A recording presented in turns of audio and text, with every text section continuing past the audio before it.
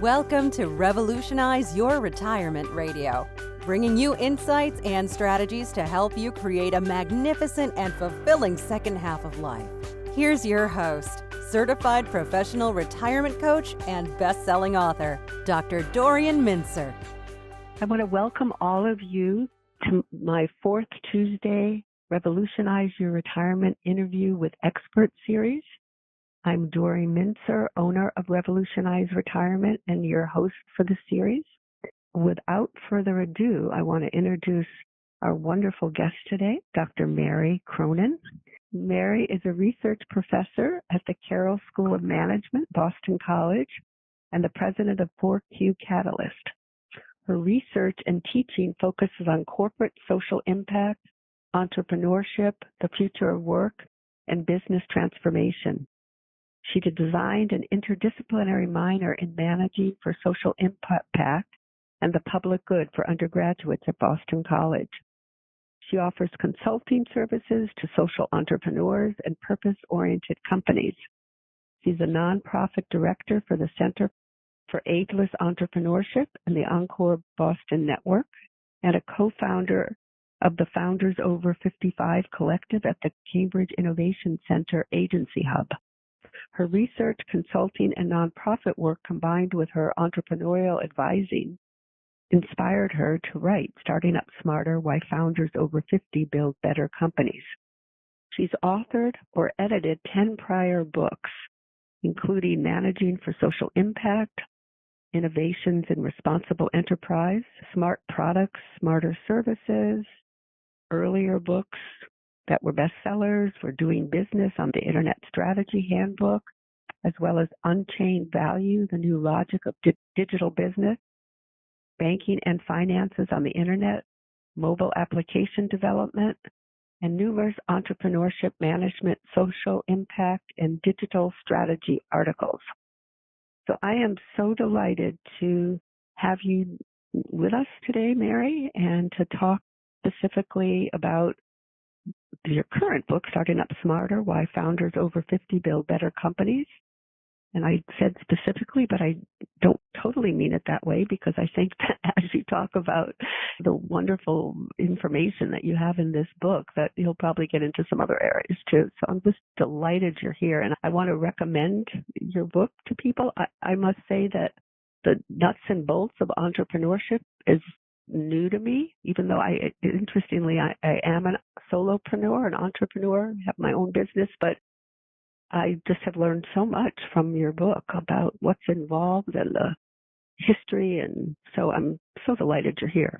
Welcome. And maybe I always like to say, what inspired you to let's just say, what inspired you first to get into this field of dealing with entrepreneurs, and specifically entrepreneurs of older ages, over 50, and with social impact?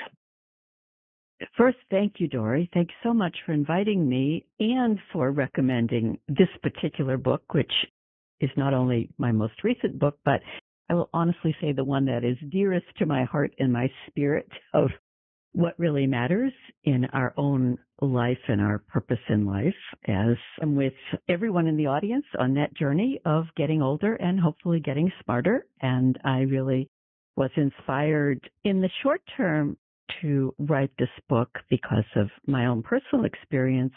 And I will also say, if I may, start with a personal story about my background. My father was a printer and worked for an organization. And then when he got towards retirement age, he loved his craft and he decided to buy the presses that he had been working on and start his own company.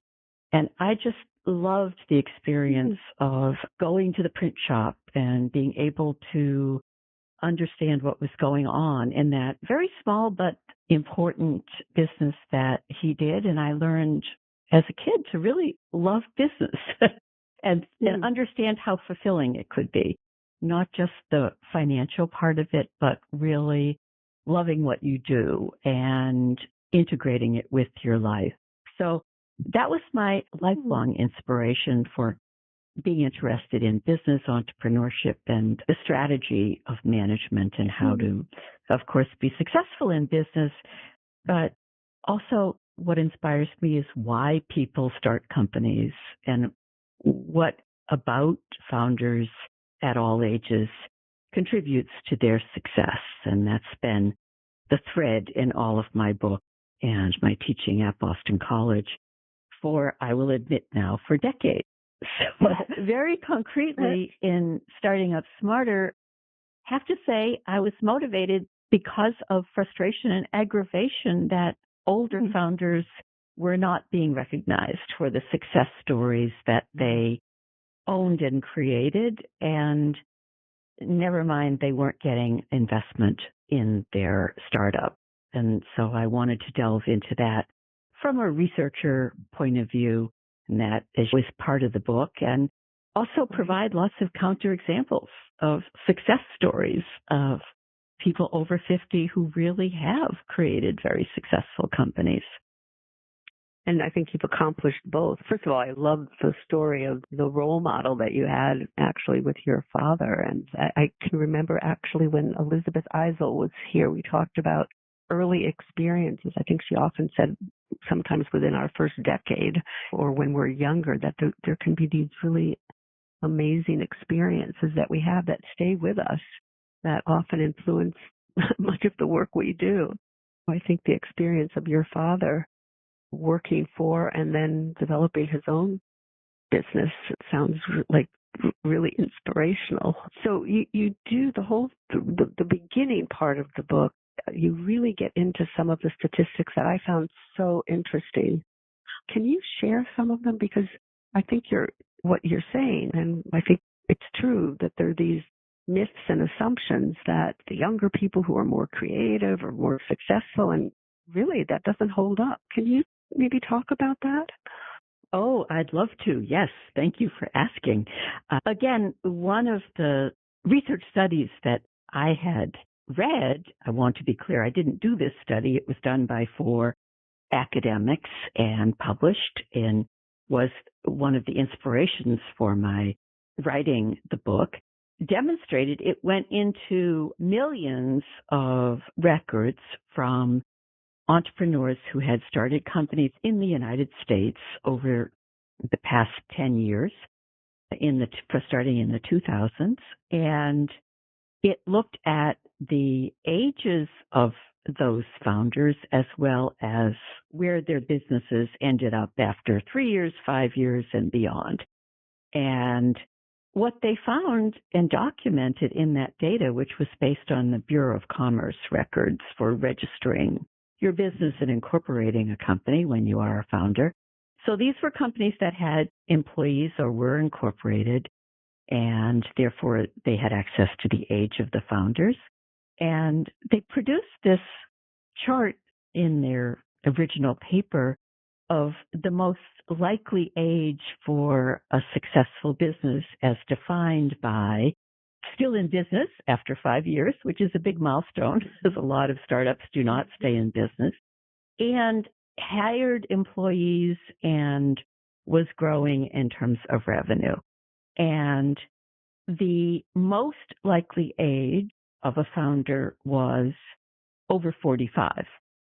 But interesting to me, digging in deeper to that data, the chances of success for someone who was 55 compared to someone who was 25 of age when they started their company was more than 10 times more likely if you were older to be successful.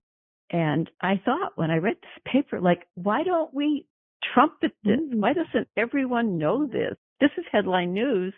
And we are constantly hearing about success stories of college students and they're great. I teach college students who are great, and they often are successful in their early business ventures, but statistically, more people over 50 are likely to be successful by a huge factor, not just a little bit more likely, but 10 times more likely. That data combined with, I mentioned frustration a few minutes ago, my own personal knowledge and data discovery that venture capitalists will almost never invest in older founders.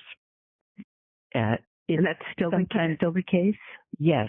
There are some counterexamples, and there are some funds now that are trying to balance that, just as there are some great venture funds trying to diversify in terms of gender and race and other dimensions. And we applaud that, but it's the minority of the $120 billion annual investment from venture capital and private equity in companies in the U.S. Tiny fraction of that money is invested in companies started by older founders. And I'm actually, honestly, not optimistic that will change. And the good news in the rest of my book is all the different ways that entrepreneurs can be successful without counting on raising venture money as part of their strategy.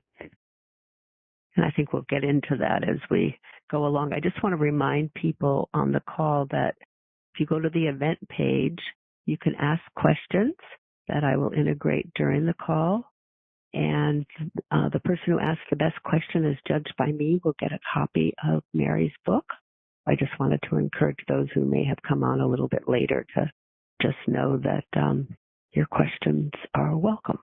How did you, let me ask another question. First, are there other statistics that would be helpful for the listeners to know about?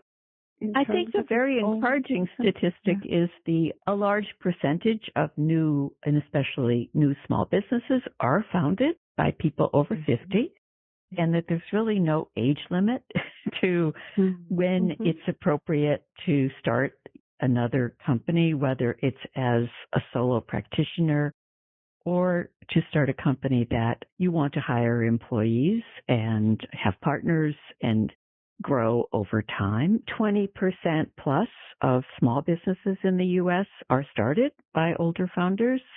And a really great statistic of one of the few from the pandemic years is that more of the businesses that were started by older founders and still being managed by older founders were able to not only survive but grow during the pandemic. That is impressive. So were there any surprises for you in interviewing older founders for the book?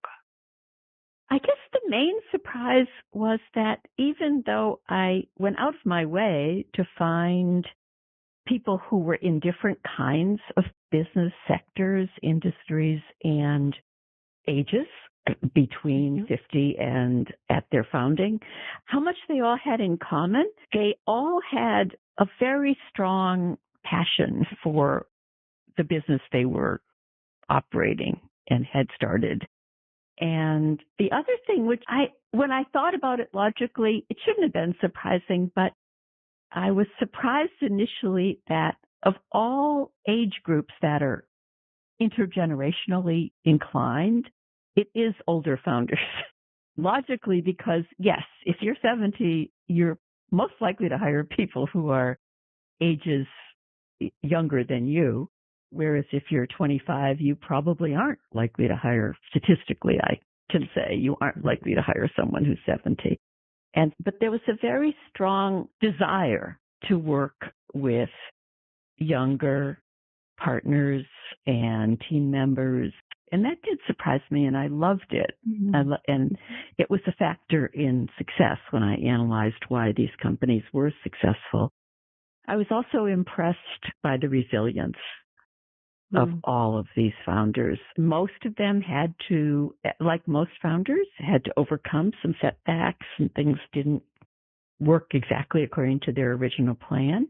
The fact that they were able to keep going and stick to it was surprising and inspiring, really. How did you find the founders that you interviewed? I was impressed with the range and selection, and again, maybe share first how you found them, but also who did they represent? And I found them the same way I advise anyone who's interested in starting a business or being in business to do. networking, and cold calling when all else fails. And so I knew I wanted to write this book. I started collecting stories of companies that were started by older founders. I asked friends and colleagues in the Boston area and in my LinkedIn network to recommend people who might be interested in being a case study. And that was how I found a lot of them. And then when I saw someone on LinkedIn with what I thought might be a great story and I didn't know them, and this one example for this would be the co-founder of a vegan fast food restaurant who lives in Southern California. I just emailed him and said, "Hey, Jeffrey, I'm writing a book. Would you like to be in it?" So a yes, good direct way to do it. all of the above does work. And even if not everyone responds, it's fascinating. I love hearing people's stories, and I had no problem motivating myself to reach out and contact a lot of different people through a lot of different ways. But networking is the short answer. And what's interesting is that in this book, you focused on founders over 50, but you also focused on founders that wanted to do something for the greater good. Can you talk a little about that? Yes, and I would say I didn't honestly set out to just have stories about companies with purpose and founders who wanted to make a positive change in the world. It just turns out that a lot of older founders do have that motivation, and they were the best stories. And they were the ones who had been the most resilient. And I gravitated toward that, of course, because that is one of my areas of interest and practice in my own life, is to try to work with the purpose. But it also is a fact that, and again, a data point, that older entrepreneurs are more likely to see their inspiration in making a difference in the world, as well as in very legitimate financial revenue and other motivations. And the two turn out to be very much in harmony and self-reinforcing. The more you have a clear purpose, the more you are likely to stick to it, and the more you are likely to be successful in finding customers and people who want to support your goals. Such good points. Can you share, just to tell the listener, I like the structure of Mary's book because she starts with a lot of the research and then actually spends a chapter and a couple of cases, more than one chapter, on the different stories and the experiences of the founders. Can you maybe share with the listeners some examples of some of the founders that you focused on? Sure, I'd love to. And since I gave a little teaser for Jeffrey Harris, who was a co-founder of Plant Power Fast Food, Jeffrey dropped out of college, went to India to study Indian philosophy and find himself way back, and came back and wanted to start a vegan restaurant with a bookstore about Indian philosophy. And when he was 25 years old, with a friend, and tried to raise money and basically had a number of people tell him, "You don't have a clue and you have no idea what you're doing. We're not interested in this business." So he got a job eventually as a salesperson for a musical sound system company, discovered that he enjoyed that, but never gave up on that dream of a vegan restaurant that would live out his ideals. And after he turned 55, and we were on Zoom calls. I never met Jeffrey in person because he does live in Southern California. He said to me, "Mary, I went out into my backyard and I looked up at the stars and I said, am I ever going to do this? Am I ever going to do this dream of a vegan restaurant? How am I going to do it?" And he said he just decided, send me a sign if this is going to be in my future. And he found some co-founders. He found people who had run restaurants, which he had not done. And he used the skills he had developed in his career of selling and telling stories and finding supporters and finding customers to get off the ground and really find success. And in starting now, I think over 12 of the Plant Power fast food restaurants in the West, in California, and up towards the Pacific Northwest. And I love that story because that was somebody who kept hold of their dream, but he was very pragmatic. And the chapter, as you might remember, has a lot about you do need to raise money to have launch restaurants and how he did it and his strategy for finding supporters at different levels of financial need. I loved that story. I'll also tell two more, if I may. One is at the opposite side of Paul Tasner, who was the founder of is the founder and CEO of Pulpworks. He got fired, laid off when he was 64 right before Christmas, after a very successful career in supply chain management for a lot of big global brand companies. And he was like, oh my God, I don't have a job. What am I going to do? I'm not ready to retire. And he had this real personal passion against hard plastic wrapping on everything you buy for electronics and kitchen appliances and everything else. And he and his wife were always semi-joking, semi-swearing that it was so hard to get whatever they bought out of the plastic wrap that they'd be dead before they managed to do it. And he decided at the age of 64 that was going to be his mission and that he was going to design a recyclable cardboard wrapping, consumer packaging, start a company to do that and have a green factory to make the recycled packaging and sell it to brands around the world. So none of that, except for his fundamental mission to replace plastic with recycled cardboard, actually worked. So he couldn't raise money. Nobody would fund a company that was founded by somebody of his age. And he eventually decided he would partner with all of the manufacturers he had met in his previous career who believed in recyclable packaging, and he would focus on the design side of the business and outsource the manufacturing. And he made that a success story. He's still in business.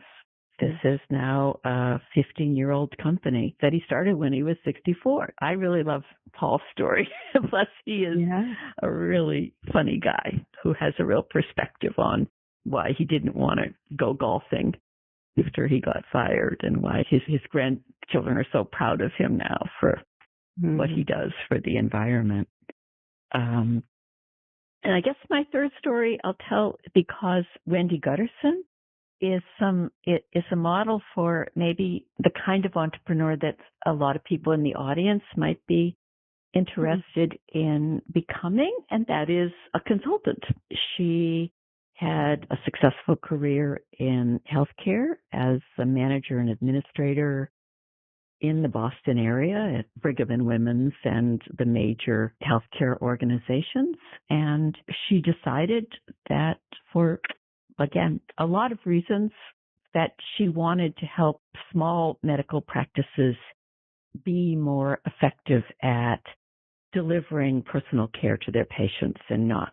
She described to me her experience of going to her own personal doctor with a health issue, and the doctor disappeared behind the computer screen to take the notes while she was describing these serious concerns she had. And the doctor said, I'm sorry, I have to take these notes and I don't like it, but it's how I have to run the practice. Anyway, Wendy started as a solo consultant, as she describes it, by herself in her basement office with her dog.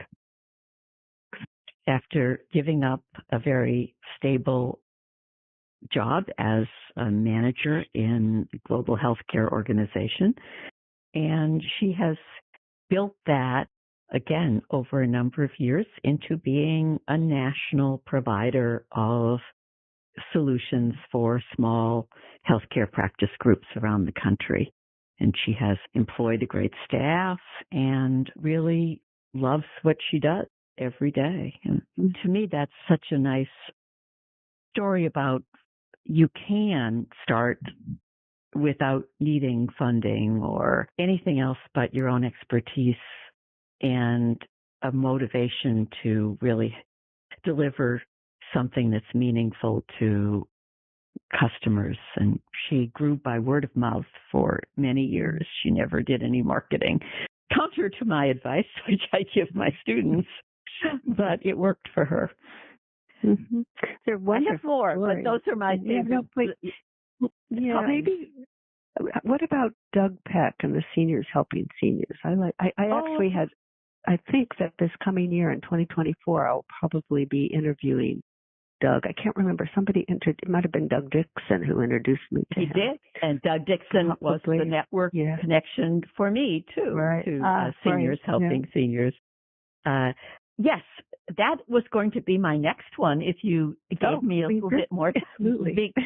Because, again, it's so personal and such a clear reason. And Doug Peck is someone who decided, based on being the care manager for his own mother, who was living alone in her home and reasonably healthy, but really lonely. And Doug, who was an HR executive in a large company, was taking as much time as he possibly could to be over there with her and do the household chores and shopping. And finally, his wife said to him, "You can't be your mother's best friend. You need to think about what is really needed is companionship and peers." And so he decided, again, to leave his job when he was in his mid-60s. And he bought into a franchise called Seniors Helping Seniors after doing his research on that group, because the franchise was exactly that.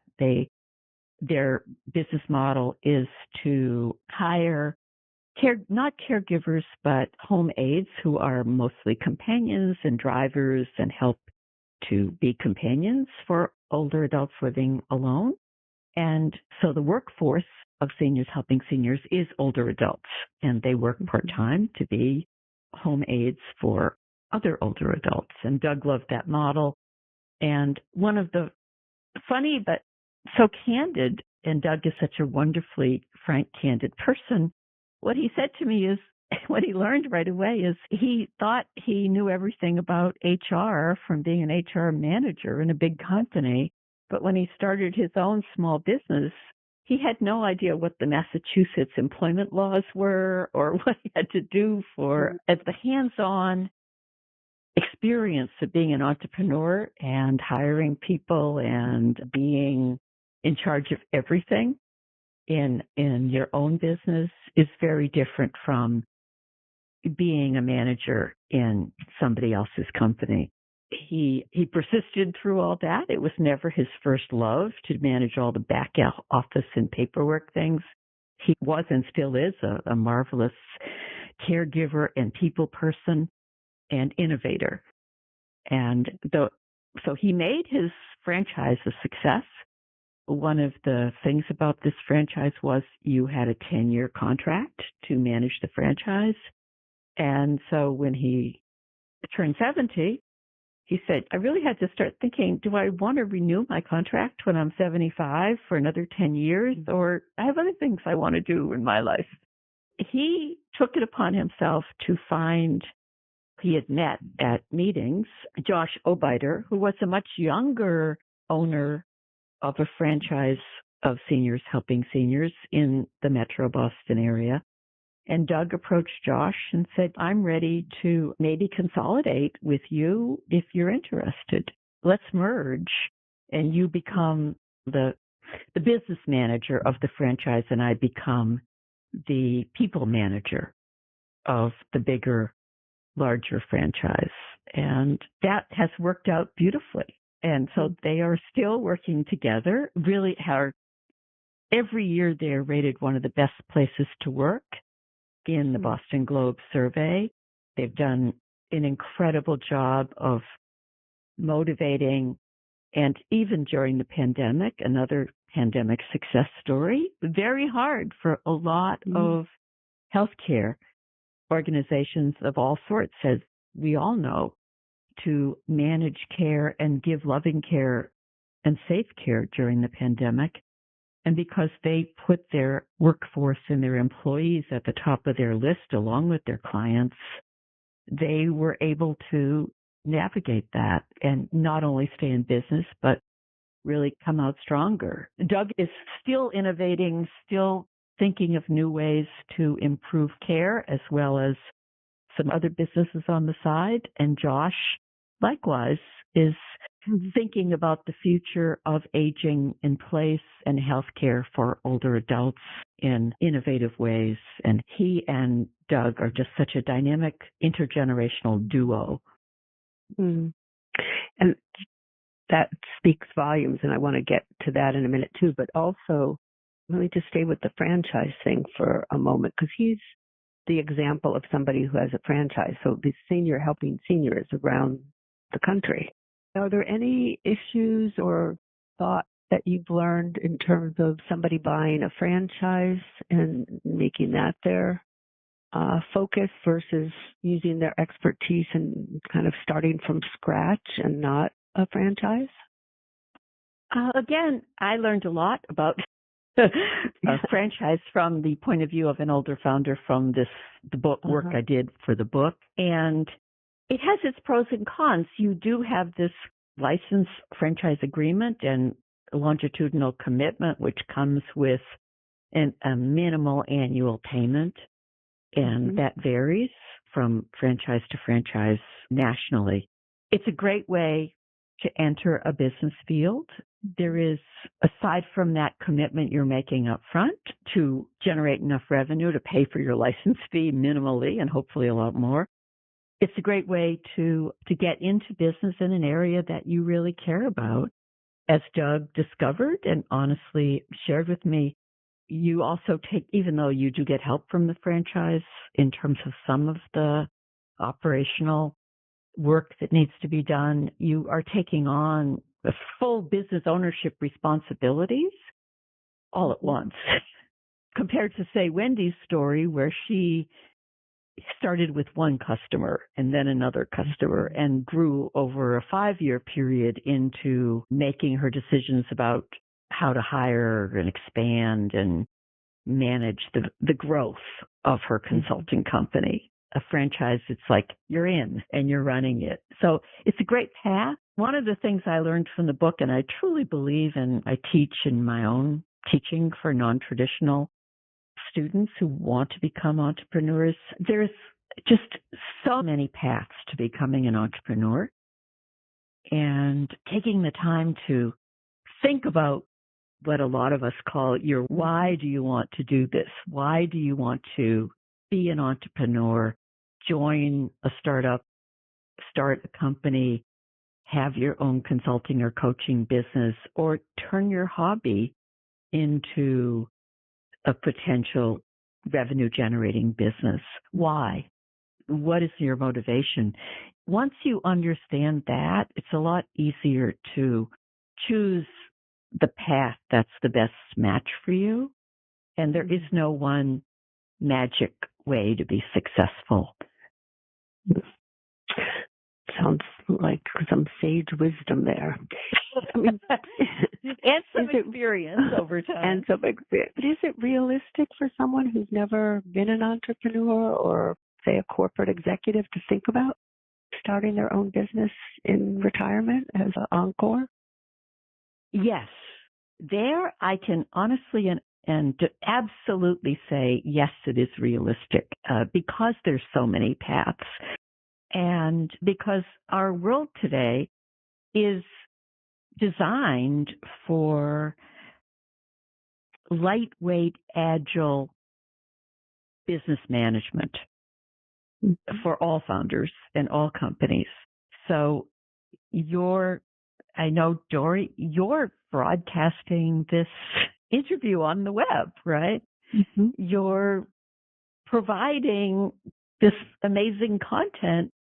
And I know there's expenses involved in that, just the way there's an expense involved in having a website, but it's minimal compared to what it was 20 years ago. So you can start a company for a couple of $100s of basic work in deciding what the formation of the company should be and how you want to share information about your company on the internet or other ways. Of course, if you want to incorporate, if you want to hire people, if you want to have a restaurant or some other physical establishment, it's going to require then capitalization and resources. But you can be a business of your own self to start, using your expertise, your hobby, your interest, your passion. And the older we are, the more expertise and passions and, very importantly, connections and friends and people we can reach out to. We have all those things. They've been accumulating, and that's value for an older entrepreneur. One of my favorite examples from a webinar, not from the book, but I hosted a webinar for Boston College entrepreneurship program that I coordinate called Turning Your Side Gig into a Startup. And one of my examples, one of my speakers, whom I knew from years gone by when he was at Fidelity as an executive, he left Fidelity. His passion is art. And like Doug Peck, it's sometimes being an executive at a big company is almost a hindrance when you come to run your own business, because the support system you got used to at the corporation is not there anymore. But Ross Ozer is his name, and he now builds himself as an entrepreneurial artist.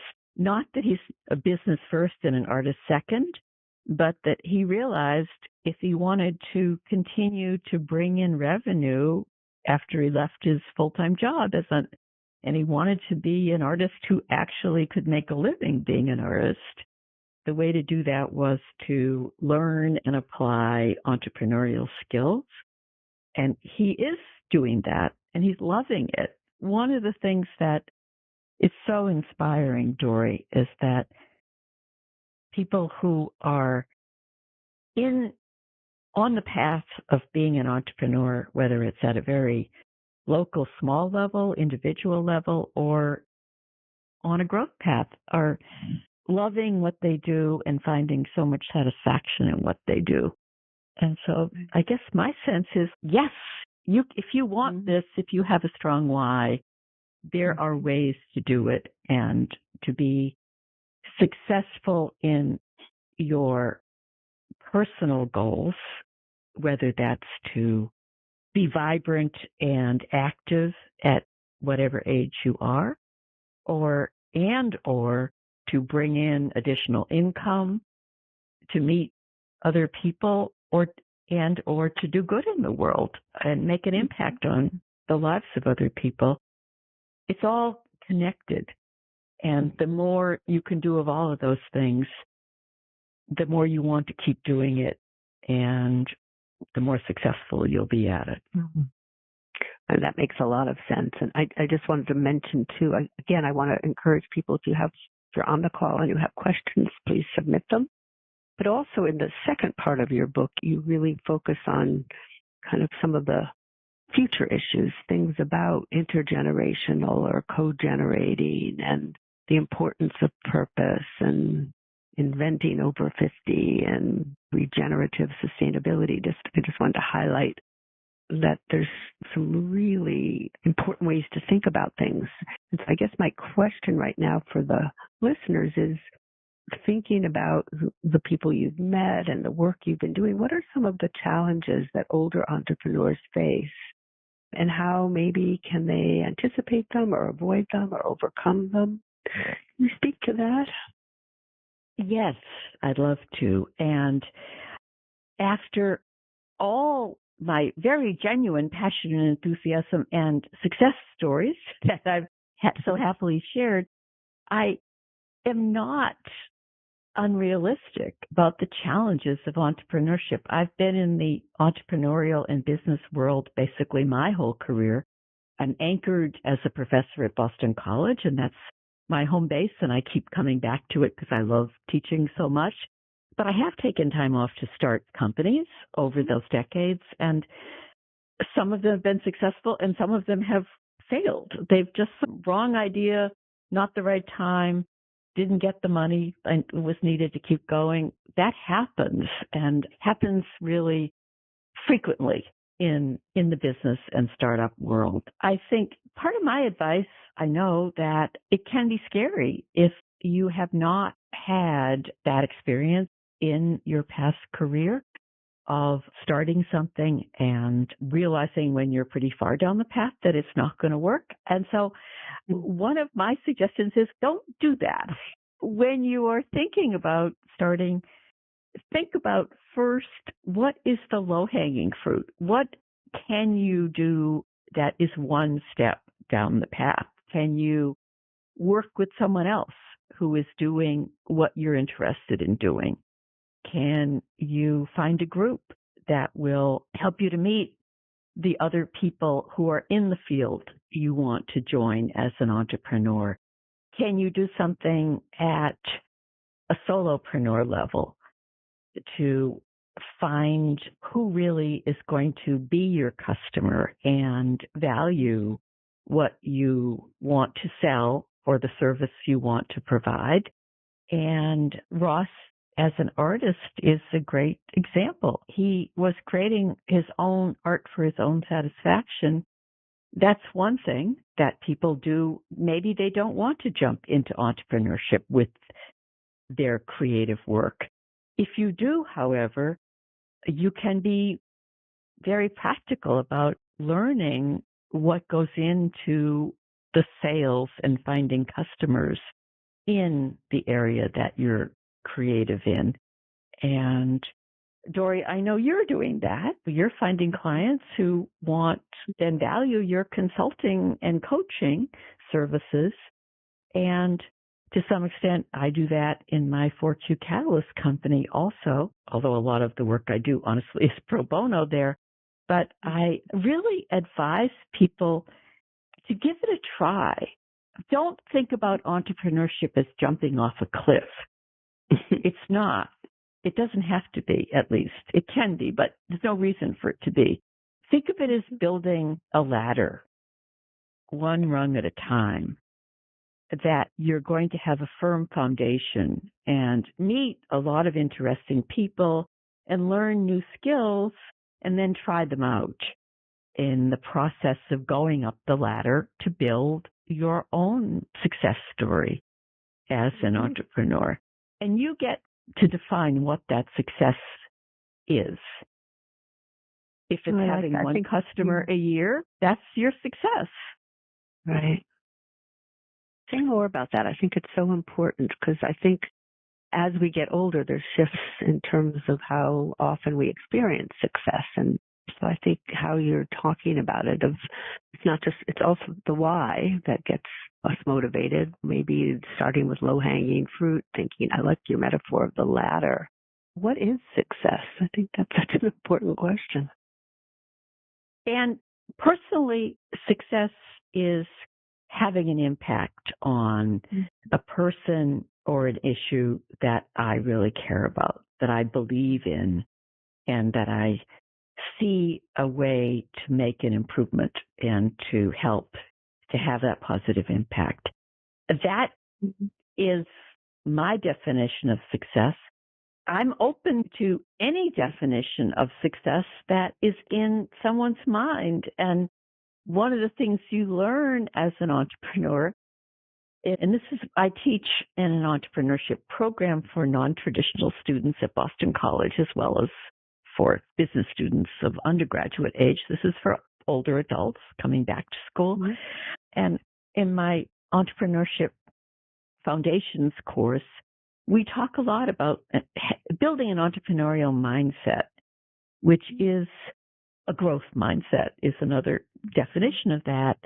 Think about setbacks and challenges as opportunities to learn, and think about how to solve problems and how to come up with new ideas as what you enjoy doing as an entrepreneur. Because if that is a goal, solving problems, meeting new people, bringing something that you really enjoyed creating out into the public view, whether that public is friends and family or neighbors or community you're in, or the national stage or global customers. All of those things are steps potentially on your ladder to becoming an entrepreneur. And when you get stuck on the ladder, your mindset is, how can I reinforce where I am now or go horizontally here? Maybe the right answer for me achieving my goals is a horizontal step, not just always trying to climb. Like Doug Peck, find a partner, find someone else who you want to work with. And to do that, as I said it a while back now in this discussion, very often, if you're over 50, you're looking for partnerships with people who are under 50. And there's so much goodness that comes out of those kinds of collaborations and partnerships, because you bring your wisdom and experience, and someone who has a different view of the world and maybe has experienced different things opens up and brings their perspective. And another company that I write about in Starting Up Smarter is Revision Energy, and Bill Behrens, who's a serial entrepreneur and guru of the environmentalism and renewable energy. He said to me, when you hire or work with a younger person and bring them into your vision or your company, you're touching the future. You know that you might not be here in 20 more years, but that person that you are working with and sharing a vision with is going to be here. And that was such an inspiring way of looking at entrepreneurship for me. Starting a company or starting any project and bringing more people in and collaborating and co-generating, as I say in my book, that is one of the ways that you can touch the future and create a world that is going to be a better place. I love that idea and concept. The other thing it makes me think of, and you mentioned earlier about kind of resilience of often the over 50 founder, but there's a different sense of time. I'm thinking of, if I'm hearing it, what it makes me think of is that maybe from the get-go, as one begins to do something at this later stage of life, perhaps the legacy part's there, or that sense of, as you say, the co-generating or intergenerational, having maybe an end or how it will continue in mind at the beginning. Do you find that as you work with people doing something new when they're older? Yes. One of the questions I asked the founders that I wrote about in my book was, do you think about transition and succession? And what I find interesting about older founders is they don't think about exit strategy, at least in the context of their business. The way that, if you're a younger founder and you're going in front of a venture capitalist and you're making a pitch, often you say, oh, here's my exit strategy. I'm going to be bought by Amazon or I'm going to go public. That's the exit strategy. Older founders are really much more thinking about a transition and a succession plan. They want to pass on things that they have built and created to other people. They don't want to just say, I'm going to cash in my chips and, again, take the money. Every single person who's started a company that has brought in revenue and growth and brought good things into being by way of products and services, who I talk to in my research, thinks about how that company can continue on and the succession and ways that they can continue possibly to be involved at a different level and turn more of the leadership work over to other people.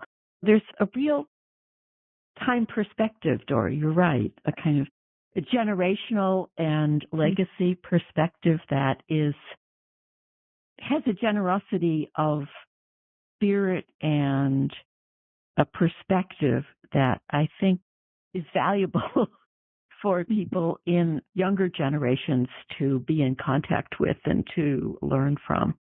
Mm-hmm. Have you found that are there situations where people at a later life stage are wanting to create a family business so that it's bringing in children if they are, or relatives, or is that not necessarily a consideration that people are Yes, sort of thinking it is about? often a goal, and it's a goal, and I think a goal that is understood as perhaps the ideal, but not necessarily the reality. And what impressed me so much about many of the people I worked with and got to know in writing this book is they understand that their own children might not want to take on the business. Just the way I really didn't want to be a printer, even though I loved it, that my dad was a printer. And they are looking at that as a terrific option, but not the only option for creating that lasting intergenerational legacy that they want to have. It's what I love about older entrepreneurs is it's a yes and mentality that contributes to their success. Yes, I would love my son or daughter. Wendy would like one or both of her daughters to become involved in her consulting business. And she also is thinking about how some of the people she's hired as managers can help take over the business when she's ready for a transition. So a yes and is a much more resilient strategy for succession planning. Yeah, that's so helpful to think about it. And so what are you've already said some of it, but what are some of the rewards that you've seen from the people you've met or even teaching so much about entrepreneurship? What have you learned that some of the rewards are for people? This may sound really simplistic, but happiness. For people who understand and embrace their why and go onto this entrepreneurial path, they really like it. They enjoy it. It's fun. It's not a grind. Everyone honestly works very hard if they care about what they're doing. I'm not here to say that you can work 2 hours a day and be totally successful at certain kinds of entrepreneurial goals, but loving what you do, believing that it has a purpose, and really enjoying working with other people to achieve those goals, that makes you happy. And that's a reward that is in addition to financial success. And I believe they do go hand in hand. If you maybe can, and we all know people who have had financial success and it hasn't made them happy, but when you are happy doing what you're doing and you're learning from it and you're building your own confidence and your own skill set in overcoming challenges and working with people you like, doing things that you believe are valuable to do, that tends to make you excited to get up in the morning and go to work. And that's a phrase I've heard from so many of the founders that I've talked to. I get up in the morning and I'm eager to go to work. Or I get up in the morning and I go out and do what I want to do all morning, and then I get to work in the afternoon, because that's also part of the reward of being your own boss in your own company. You have the flexibility to do the other things in your life that are important to you. Such wonderful insights that you've been sharing with us today. So what final kind of takeaway would you like to leave with the listeners for today? That there is a way to be an entrepreneur that can achieve the purpose of anyone who really want to do it. There's no one way. And thinking about what is the best match for you and your goal and what you want to achieve is how to get on the path to an entrepreneurial mindset and career change at any age, or to get back into the workforce and start something new at any age. And I would also say I'd love to hear from anyone who is listening. If they have questions they aren't sharing now, that this is what I do in my career is I teach entrepreneurship and I mentor entrepreneurs. And I'm always happy to hear stories of getting on the path and also questions about how to do that. Great. So maybe tell the listeners how they could reach you, or websites, or anything that you'd like them to know about in terms of you and your work. Yes, easiest is I am a professor at Boston College, and since I was a very early user of the internet there, my email is an easy one. It's my last name, Cronin, CRONIN, at BC for bostoncollege.edu. That will get to me if anyone wants to send me an email. Great. And I would encourage people, weren't questions coming in here, but as Mary has said, if there are other questions you have, and I totally recommend, let me again say the name of the book, Starting Up Smarter, Why Founders Over 50 Build Better Companies. And as Mary mentioned, maybe just even say just a tiny bit about your program. Because people don't have to be Boston-based to be part of a program. Do you want to just mention about your entrepreneurial that's a great program? Wrap up. Thank you, Dory. Yes, there is an entrepreneurship program in the Woods College School at Boston College, which is a full degree granting school that serves non-traditional students. And these courses that I teach and that I have worked with other entrepreneurs to develop and teach cover the gamut from entrepreneurship, my foundations course, to business planning, funding for new ventures, design and prototyping. Those are all different courses. They're all online, and individuals don't have to enroll for a degree at Boston College. You can take individual courses online at your own pace. And I would love to hear from you if you have any interest in studying, or very practically, you come out of the business planning course with a business plan built, ready to go. So please feel free to contact me for more information about that. I love that program. I love the students in it. It's one of the things that I've enjoyed. And honestly, it reignited my career at BC when I was asked to help to design that program. So one last question. What is a non-traditional student? A first generation in their family, someone who gets their college degree part-time, someone who's over 50 or 80, any age, someone who is not your classic 18 to 22-year-old full-time undergraduate. Great. I just wanted you to define the term so people could see themselves in that. So. Hopefully anyone can see themselves in that. Thank you so Dory. much. This has been so interesting, and you're a great host of this podcast, and I've really enjoyed talking to you and hopefully reaching your audience with some ideas about what they might do next. Great. Thank you so much. And I think that there were some pearls of wisdom that you had there. So I just really appreciate it and say thank you for all of you who are here and all of you who will be listening to it. And thank you for taking the time, Mary, to be my guest today. Take care. My pleasure. Bye. Thanks. Bye-bye. You've been listening to Revolutionize Your Retirement Radio with Dr. Dorian Mintzer.